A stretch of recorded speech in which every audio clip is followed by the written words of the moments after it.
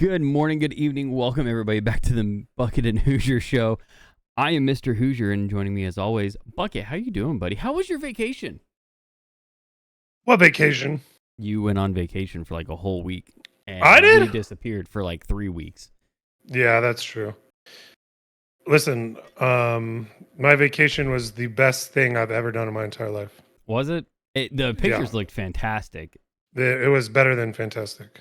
It was better than fantastic.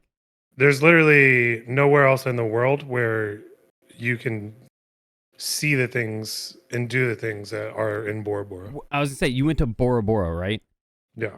It's not, that's not a lie. Like, there's literally nothing that I can think of or nowhere. People talk about the Maldives, but there's the no, Maldives. It's not like the same kind of volcanic island in that Pacific weather, like the tropicalness of it. It's just different than anywhere else in the whole world. Huh. Yeah, that's not amazing. a place. That's not a place I have been to yet. I know Bora Bora. People talk about Belize is supposed to be like another really good spot. But what all did you do? Like, I saw jet skis and all sorts of random stuff that you and your now wife partook. Yeah, that's right. So what? We went there. Man, all right. I have a whole presentation laid out. I mean, I do like a slideshow and all that if you really want me to bust it out. But for real, I don't know. It's you fly to LA and then it's like an 8-hour flight to Tahiti. You get to Tahiti. It's a little tiny airport, super warm, no air conditioning, kind of like pass through. And then from Tahiti is the biggest island in French Polynesia, which French Polynesia is like a lots and lots, dozens, I don't know, hundreds, I have no idea how many of islands, tiny islands that if you're like looking at a map, you can't see until you zoom in. But it spans the entire width of like what Europe is. So if you take Europe, put it on a map, and then overlay all the islands, like that's how many islands like wide it is in the middle of the ocean. And so you fly into Tahiti, and then from there they fly to all the little islands like directly. So you get on another like 45-minute flight and you fly past a bunch of islands to get to whichever one you're going to. And Bora Bora isn't that far away. It's like 45-minute flight. You know, I've never actually looked it up before, and I just did for the first time. And yeah, that's in the middle of the goddamn ocean. Yeah, like it's hard to wrap your head around until you fly there. And it's like, you know, go to Hawaii, but Hawaii's you can still see on the map. Like these are tiny islands. So tiny, in fact, like, so we got there, arrived. So we left at like, you know, it was like an overnight flight. Then you get there in the morning. You're kind of like, what's happening? It's 3 hours behind. So it's like a whole day's worth of travel, but you're excited because it's like 10 p.m. when you arrive and it's beautiful and you want to go do stuff, but you still have to get your room and all this stuff. We're staying in this nice resort. There's 4 or 5 resorts in Bora Bora around it. 4 Seasons and really nice ones. And then we stayed in one that is like run by a lot of the locals. So we got a lot of local cuisines and the language, and people were super nice. And their whole export is black pearls that are kind of native to Tahiti that they go find, right? These little black pearls that they sell. And then hospitality, like those are the only 2 things they do really. So a lot of cool stuff. And you get your room. We got a beachfront property the first night, and then the second night, and then we got a over the water bungalow on the end. Like there's a bunch of them, right? But on the end, there's only 3 of like the bigger ones. So there's no one in front of you. We had a full view of the mountain. It was amazing. And during those time, we kind of spaced out a bunch of stuff to do. We went jet skiing, like you talked about, around the entire island. So literally you get on a jet ski and you go around the island, but you make little stops and they like tell you about what's going on. Like a tourist takes a few hours, but it's only like, you know, 15 miles around or whatever. I don't know what it is. It doesn't look very big. Yeah, it's not. And then we ATV'd around the whole thing, right? Like there's one road that goes around it. Then you can go up into kind of the smaller mountains, and there's one big mountain in the middle. It's beautiful.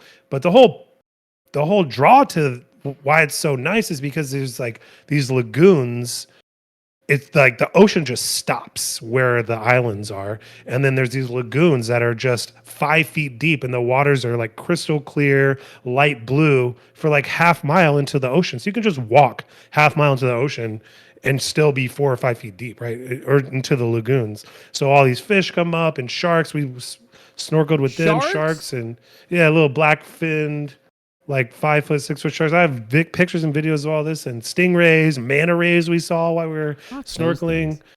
Still super cool though.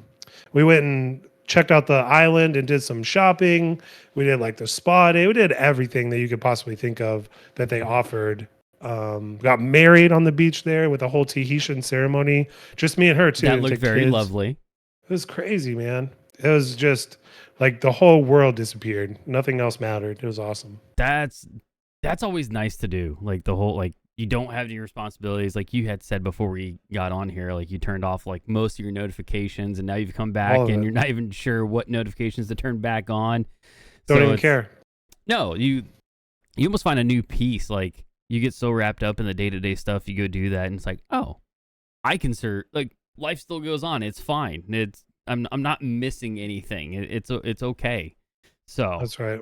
That been grinding for so long, man. That sounds like a lovely experience, but it is. And now we're planning more, right? Like, how can we get to that again without it affecting the way we want to live our life, right? Like, yeah. So that was like a one-off. Like, that's a once-in-a-lifetime trip, really, because how it kind of transpired was we were going to get married. We started planning it, and it's like all this money. We're like, man, we've been together for a long time. We've got kids. We're fine. Like, why do we need to have this ceremony for everybody else? Like, let's just go do our own thing. So we took all that money we were going to spend and just spin it for ourselves, and it was awesome. That's good. That's awesome to hear. I mean, yeah, I my wife and I, we've talked about doing something kind of like that as well, because it is good to do. Like we did a quick little vacation trip back out there to Arizona, just my wife and I, and even just hanging out there for a week without the 3 kids running around. We're like, oh, hey, how's it going? Nice to talk to you again. What do you want to do? Because I don't know what to do at this time. So you learn, though, that's the more time you have back with, like, you know, your partner becomes your friend again, and you realize why you guys were even hanging out in the first place. Like, so many things that you forget in your day-to-day lives that you just gotta find that time. It's hard to do. It is hard, but it's important to do as well. Have you heard of this? I can't remember what's his name. Jesse Eisler, I think is his name. It sounds familiar. Kind of motivational guy, kind of an entrepreneur guy, and he got this thing called the Big Ass Calendar, and it's literally I have it. I have heard of that. I don't know if you can see this, but I have it over there on my wall. Yes, I have heard of that, where you like plan out the entire year. Yeah, so that was kind of like the motivation of what we were doing was there's like 3 things you're supposed to put on this calendar. It's one, I can't remember the Japanese phrase used for it, but like 1 year defining thing every year. So that was ours, right? Like we planned it, we had it all planned, like everything, and that defines our whole year. Now I can look back in 2024 and be like, that's what I did. Yep. Right? So you do one of those every year. Then there's 8 throughout the year. So like every other week or so, or every other, I can't remember. It's like another, like something that you wouldn't have done before you go do like every other week or something like that. Like one day, like go see a ball game or whatever. You just take time to do it. You put it on your calendar. And then another thing is like habit tracking. So like you add a new habit every month or whatever that you didn't, like drink more water, right? Drink a calendar. And then by the end of the year, you've just like created this whole new life thing. And it's super cool to see it all kind of play out on the calendar. And that was kind of the whole inspiration for doing stuff like that. So I want to, again, get another one for next year and kind of plan out all that. And you don't have to do it all at the same time. You can kind of just go. Yeah, it's compounding, right? It's like compound interest. You don't, a lot of us, we think of doing like so many things that, I got to get all this done. It's like, no, you just do one thing at a time, and you'll find out throughout the year, what you will find is that it builds. And then, look, I did all this. That's year. right. It's time to reset and kind of do it again. You can compound interest in your life. That's exactly right. Like, it's cool. So yeah, It's a good thing to do. I don't know if I can ever get around the big ass calendar. I struggle with thinking that far ahead. So Well, that's what I'm saying. You don't have to plan that far. You just like kind of put it together as you go. I didn't have it all filled out, but it was starting to fill out because I'm like thinking of the next thing or whatever.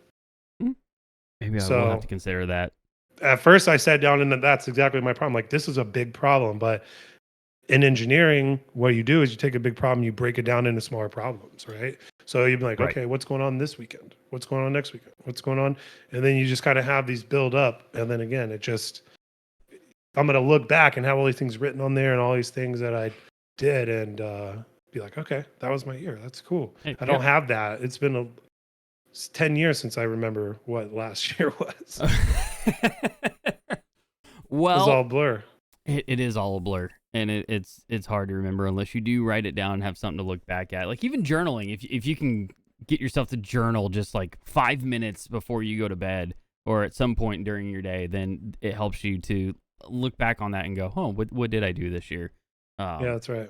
So anybody that's going out there and getting into the workforce and end of year reviews come up, that's probably something you should do is have just a little journal, whether it's on your phone, iPad, or if it's old school in a notebook.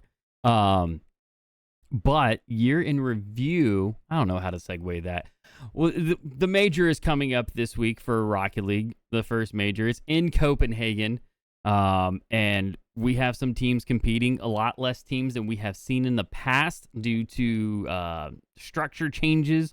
But it is finally happening. And I know the teams are over there right now. I think I saw a tweet of Com Mom and Com Dad. They were getting on the plane heading over there to go root their boy on for OG. So it's exciting again to see the families, the parents show up and gonna definitely make a good showing.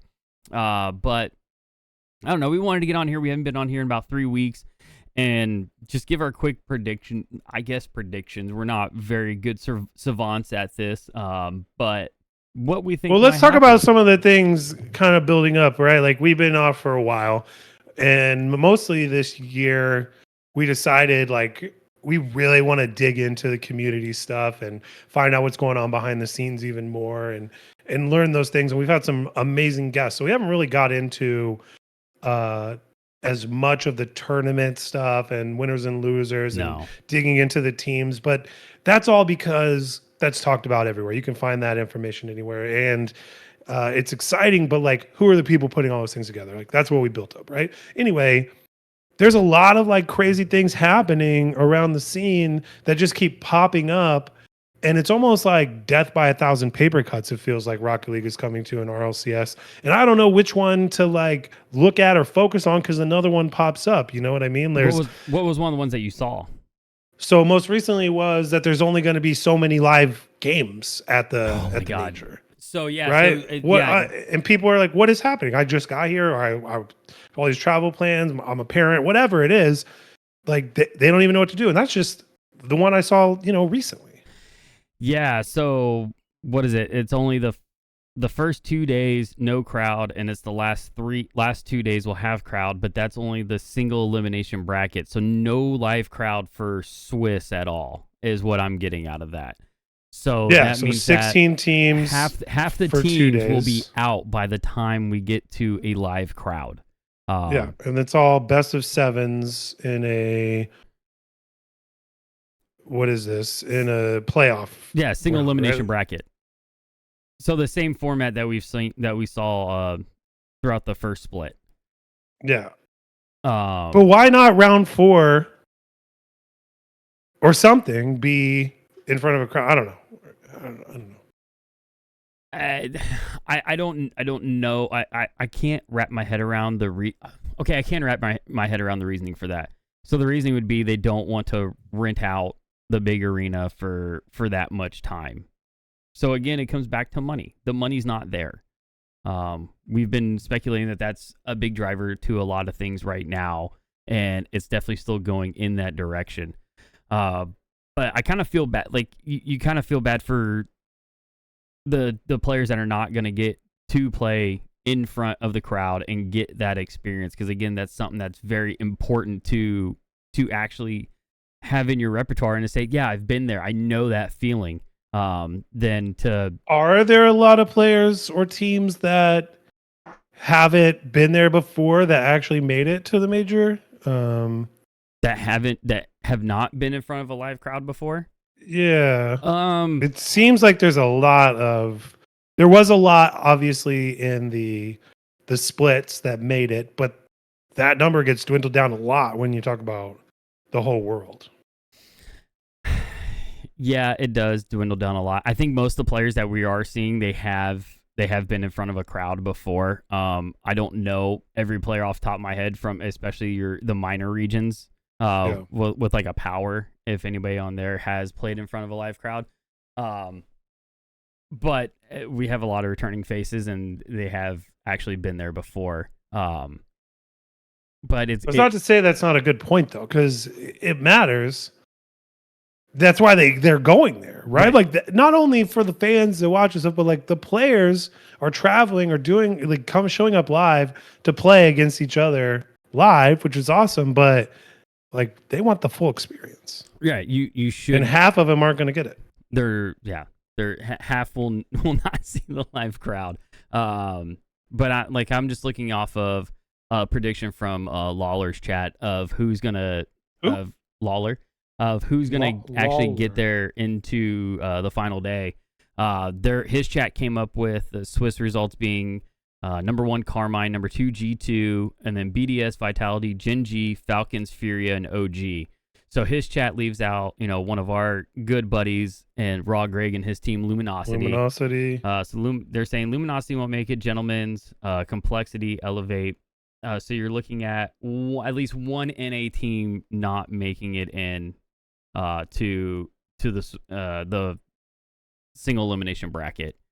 But who knows how this will actually play out? Because the first matchups, I mean, I think everybody can pretty much guess how those are going to go. The only toss-up one I see is Falcons and OG. I think OG could actually take Falcons. No one said Complexity, huh? They usually come and surprise some people. Yeah, they usually do. His chat also had Furia beating Luminosity, which I have high hopes for Luminosity. I think they'll be able to actually make it. They have the potential to have a very good showing. So we'll see what happens from that. But yeah, it's just it's not going how everybody thought the LAN would go already. And then did you see that they did announce London for Major 2? So Major number 2 is going to be over in Europe again. Well, okay, not technically Europe, it's England. So England's not part of Europe. But it's going to be across the pond, not in NA. So there's a lot of hope that Worlds will be in NA, but we'll see if that happens. So I think the trend right now is they like the EU crowd more. Sounds than like an East Coast too. East Coast, you think? I don't know. Maybe. What did you see? There's been so much over here on the West Coast. I don't know. I'm just like thinking about the last few. Well, I think to be fair, I think West Coast has more places and that people want to go to than what. But no players even live here. Right. Yeah, your player base isn't there, but that's where people want to go. It makes sense. Maybe that's why, right? Like, let's travel to the other side of the country. I mean, if you have a chance to go play somewhere else other than where you live or close to where you live, that's what you're going to choose over. Come to Phoenix in July, man. Down the road.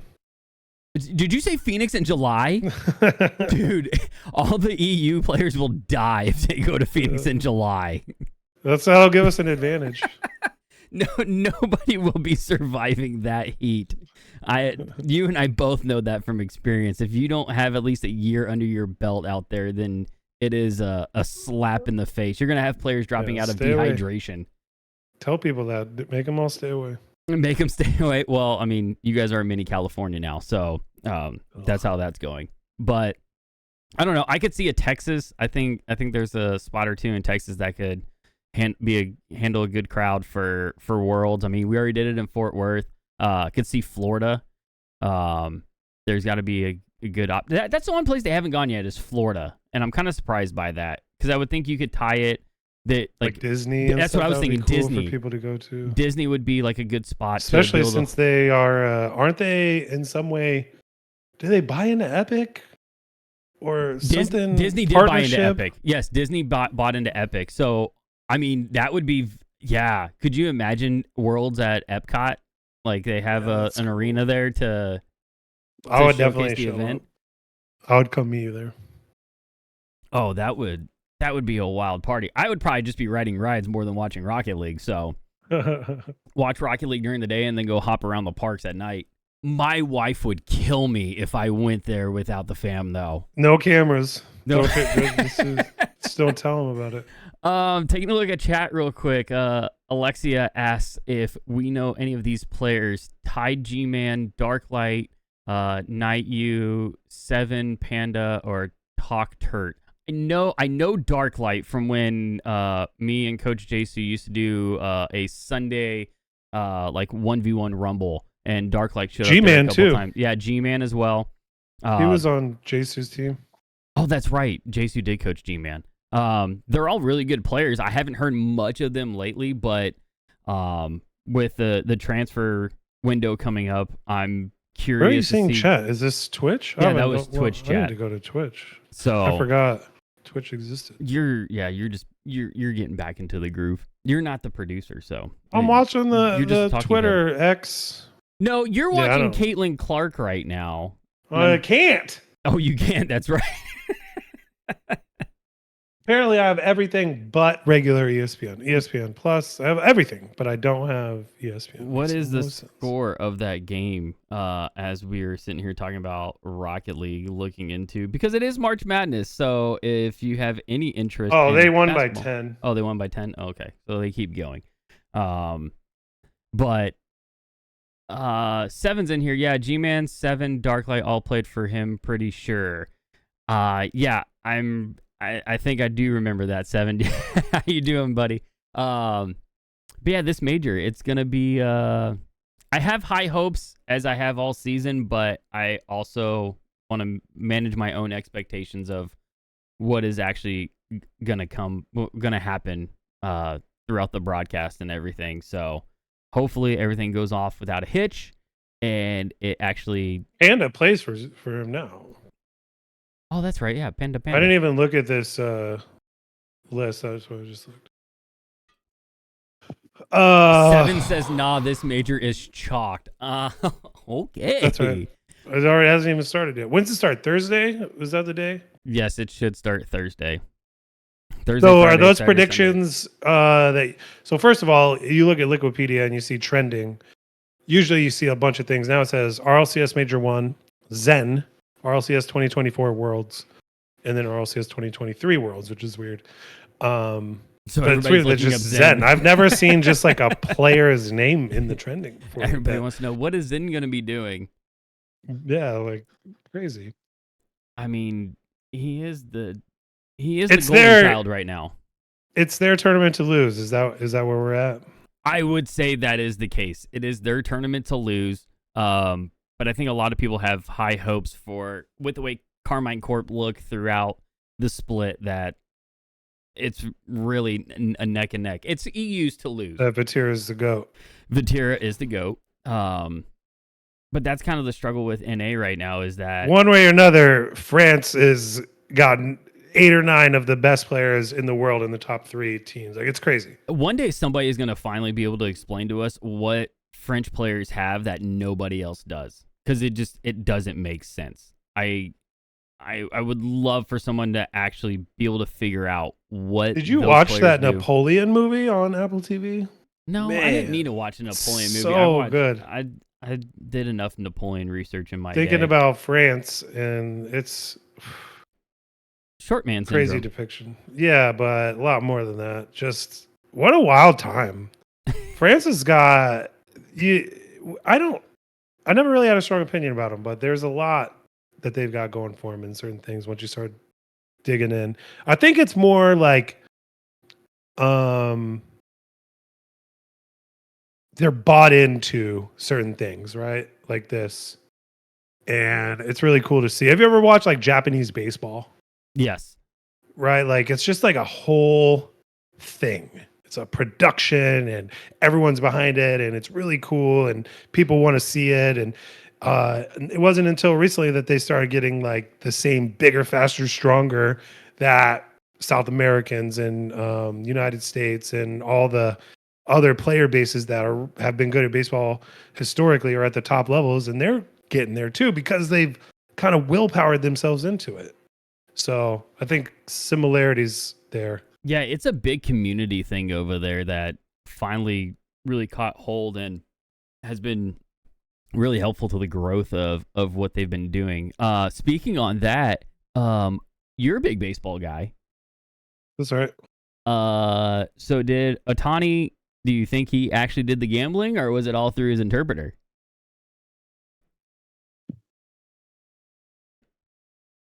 And do you think Pete Rose would have got in trouble if he had an interpreter? I think it's too early to speculate because you could go either way here. I think the amount of money it was makes me believe it was like $4 million. Yeah, and this kid's got a salary, or his interpreter's got a salary of like $300,000 or whatever. How can you be placing? Who's going to give you that much credit, right? Like, it's crazy. I don't know, but also you want to give him the benefit of the doubt. Is he one of the good guys? I don't know. We only know his professional side, right? True. There's not a lot of secrecy, but like when players aren't in the spotlight in their personal lives, you just have no idea. Yeah, so I don't know. But that also bred there's a whole new video game, Japanese baseball video game. Have you seen this thing? No. Oh my gosh. It's let me look it up again real quick. It's called a Japanese game. It's insanity. Professional Baseball Spirits. Look up the Professional Baseball Spirits. The graphics are ridiculous, and put MLB The Show to shame. It is insanity. And it's going to be coming out this year. They're doing like a whole thing. They have a whole new engine. They're running it off of, what do you know? UE5. Wait, we don't say that. It's crazy. Just watch the trailer when you get a chance, and you'll see. So everything we talked about just kind of came. Hang on, I'm about to put it up right here after it's disgusting. I fix your camera. I don't know where your camera went. It's all right. We'll fix that later. もう全てが現実と一緒ぐらいじゃないのかってぐらいね。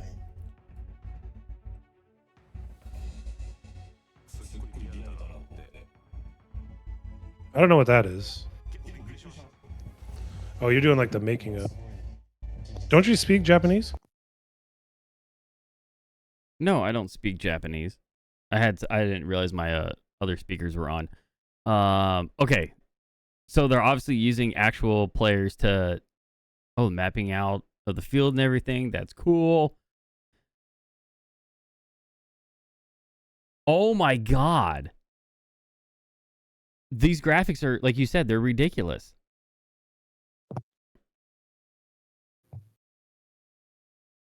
See, yeah, I it's never ridiculous. Really played MLB The Show, Woo! but it's like this is a whole other level. Yeah, that. Why can't we just have UE5? It's a whole other level. It's crazy. Like, come on, it should get there. But actually, you talk about it's coming out for UE5. PS5 and Steam. I don't know if it's going to come to the US though, or if you have to VPN to Japan to get. I don't know. Yeah, I'll have to do more digging into that. And yeah, it will launch 2024 in Japan. So not coming to the US, which that's kind of a bummer, but oh well. But talking like on UE5, the one of the developers for Valorant came out and she talked, and I saw snippets of it. I didn't listen to her entire thing, but she was talking about how they have right now no plans of moving Valorant to UE5 because of the demand that it would take to do it. And it leads to this question, and I feel like Psyonix is in the same boat. They laid off so much staff that it almost has made moving to UE5 is off the table. And the sad part is nobody will tell us that it is off the table because they don't have the programmers. They can't pay the programmers to do the heavy lifting, which I struggle with that because to me, you have a problem and you're just immediately saying no instead of saying, how do we get to yes? How do we move this forward so that we can actually achieve a goal that the community would love to see and not just hang on the coattails of the same old crap? Because they did just come out with for rocket racing that you can now start making your own maps and making your own tracks. And so it's again, we're seeing something that we've been begging for in Rocket League and it's not happening. It just makes you wonder, like, they signed this contract with Blast and is this even they signed it with Blast. Is it even going to last? Or is it going to die out before that? That's what contracts do. Oh, is Rocket League going to die out? Yeah. I'm not going to lie, man. It's harder and harder to spend a lot of time on the game. Personally, there's so much going on in the creator world and the content world and the RLCS world that it's hard to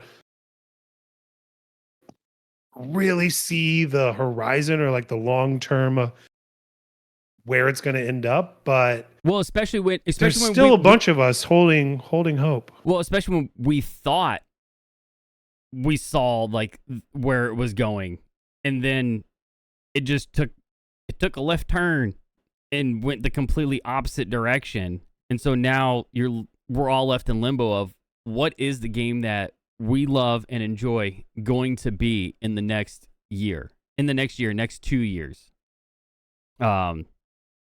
We just don't know. And right now it doesn't feel like there's any plans to move it forward. It's just going to maintain and keep it where it's at. But I mean, where's Rocket League 2?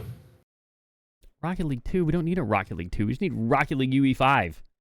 Well, wouldn't that be that? Just it would make be, a yes. whole, start from scratch. Just started from scratch. Don't even try and import. Could you imagine if you just did it from scratch and they all of a sudden came out and said, "Yeah, new game.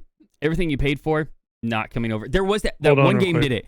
I forget what game it was. They did say that when the time it would take them to port everything over, they ended up just like giving you credits every month to buy new stuff because they said they could not. It was just going to take way too long in programming world, which I feel like with AI now that shouldn't be a problem. But you're a programmer, you know more in that stuff than I do. Obviously not in that realm of programming, but kind of somewhat along the same lines. No, I mean it is. There's things like what's important now, what advances us, does it going to make money, how much work is it? Like there's lots of different variables that come into play when you're building something or redoing something or adding to. That's why you see some things just don't matter to them, right? Like if the interface, right? Like there could be something mess up and they don't really care that much because it doesn't really do much to get them further than that or whatever the case is. But everyone's screaming for help at this point. Everybody is looking for help. It is not lost. While we are just on the subject of rumors and things going on, looking quickly at the Liquipedia transfer portal and the rumors that are out there. So some going rumors right now is Gyro would be off of Dignitas. Ares from Pirates on a Boat gets picked up by Dignitas. There's a possible Justin from Shopify to Dignitas. Dignitas is going to change their entire roster, it looks like. Or they're looking to, looks like they're looking to replace Gyro. And their options out there are Ares, Justin, Astral, Stizzy. And then if you had the Justin move, then you would go Andy from Pirates on a Boat to Shopify, it looks like. So it looks like we are in the realm of players moving around, as always. It is going to be the one time to do it this season, so everybody's going to have to make sure that their moves count and that they do it strategically and smartly. What were some other ones? Those were all back in January, so that was at the start of the season. So, yeah, that's what we really got for the transfer window right now. Bucket, who do you think takes the entire major? Hard to root against Zen, man. Vitality is definitely the favorite in my opinion. It's also hard to root against Vatira. But those are individuals, right? Like, we got to go team base. I would love to say Daniel and Beast Mode are going to show up and just dominate, but this is the first time we're seeing these matchups, and if we know anything about these Swiss things, not everything is going to shake out like I think it's going to. Yeah, that's kind of the bummer with it, is trying to make a prediction. You don't know which way it's going to go when you have Swiss, and then you have no clue what this single bracket elim is going to look like. So if we're taking off of, I think the Lawler chat one is a pretty good representation, showing that the single elimination bracket contains Carmine versus OG, Vitality versus Genji, G2 versus Furia, BDS versus Falcons. I would have to say it would really kind of suck for the community, but I think it does work out well that you have Carmine and Vitality in this setup meeting up in the semifinals and not meeting up in the finals, because it kind of shows who's going to be the king of EU to go fight for the region. And then it has his chat had G2 beating BDS in the semis to go play Carmine, and G2 loses out 4-3. Yeah, I mean, so what have they got there? 3, 4 European teams, all 4 making it, or not gentlemates? Not gentlemates. So it's just Carmine, 3 Vitality, European teams, and BDS, and then 3 NA teams, G2, well, GG, OG over Luminosity, okay. And then, so that's 6, and then the other 2 are South America and Mina. Or not South America, not Complexity. Well, Furia. That's yeah, Furia. That's right. And then Falcons is so Mina. Okay. So good that we have 3 NA teams that people are behind. I'd love to see it. That would make me really happy. If I had to make one change in there that they have, I think it's that I think Luminosity gets in over Falcons. I don't think Falcons gets all the way to the final day, the final 2 days. I think they'll lose out in the Swiss, and it's going to come down to who do they come up against in Swiss and who gets that upper hand. So, like, looking at the way they have it drawn out, Falcons would beat Luminosity in round 3. But if you put Luminosity in that category, then that puts them in after round 3. Which I think that is very possible. I don't agree with the 3-1. So you put Luminosity in that spot, and then I think it could still play out the same way. And yeah, so then you'd get 4 NA teams and 3 EU. But we'll have to see what happens. I think it's Carmine's tournament to lose going into this. Ryzen, Vatira, they look awesome, and I think they're going to do fantastic work. Yeah, I mean, G2's looked awesome as well, so, but it's a whole other level. It's very different, especially when you get in front of the crowd, too. And it's going to be an EU-based crowd, and not going to, hopefully they're chanting Laniel and cheering him on and getting beast mode, going, but I think right now, if you're going off of performance in front of a crowd, Vatira, I think, has the upper hand on that. So I hate to say it, 'cause I want to see NA win, but right now I think it is in the hands of EU. It's EU's tournament to lose, and I think Carmine Corp's at the top of that. But hopefully we get just a wild ride, and it's entertaining throughout the weekend. But Yeah. Yeah, that's what we're know- looking I for, know what I was right? gonna Let's get say. some excitement. Let's build something. Let me run this idea by you. I had put it in Hootie Who's Twitter, but I didn't get any responses off of it. I think it would be interesting, like, to change up this. You go like a March Madness style, and instead of doing 3 matches, you do a normal bracket, and you do a 10-minute match with that has after 5 minutes you have a 3-minute halftime to have coaches, like, you get your time to sit there and chat about what's going on, and then you go into the second 5 minutes of the game, and it's a continuous score. You don't reset the score, and that would be your Rocket League match for a tournament, instead of playing 3 or 5 consecutive games where it always gets reset. It's very dangerous because you could get in a situation where someone gets a big lead early, and then it's very hard to come back from that. But I think it would make it a little more interesting than just doing Swiss and single elimination where you're playing 7 games.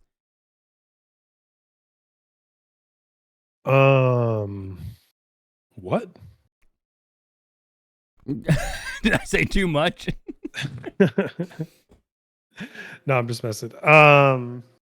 No, I think the thing is you have to try those kind of things before something like this, right? Like, you would need to try those out, like those game modes or whatever, somewhere else first. Yeah, like set it Does up. a 10-minute game make any sense at all? Like, that's just that's throwing a whole new level into something that's everyone's used to, something else, right? I like thinking outside the box, but I don't think that you could just plug in something like that without it being. No, I agree. I think it'd be an interesting tournament to run, because then the way you manage the game would be a lot different. Yeah. It would not be just, hey, we have 5 minutes, go ham, and then we get to reset and try again if it doesn't work out. Like, you have to be on and continuously keep that going. Yeah, exactly. But that's, it could be 10-0, and you're like, well, what are we doing? it could be 10-0, and then they just get sidetracked, and then all of a sudden it's 10-10. That would make for some interesting scores. I feel like, instead of the same old same, I feel like it could just change it up and bring like a little breath of life into the tournaments. But that's just me. Yeah, I didn't want to say it's dumb, but it's dumb. Of course, you think it's dumb. You don't like any of my ideas. That's not true.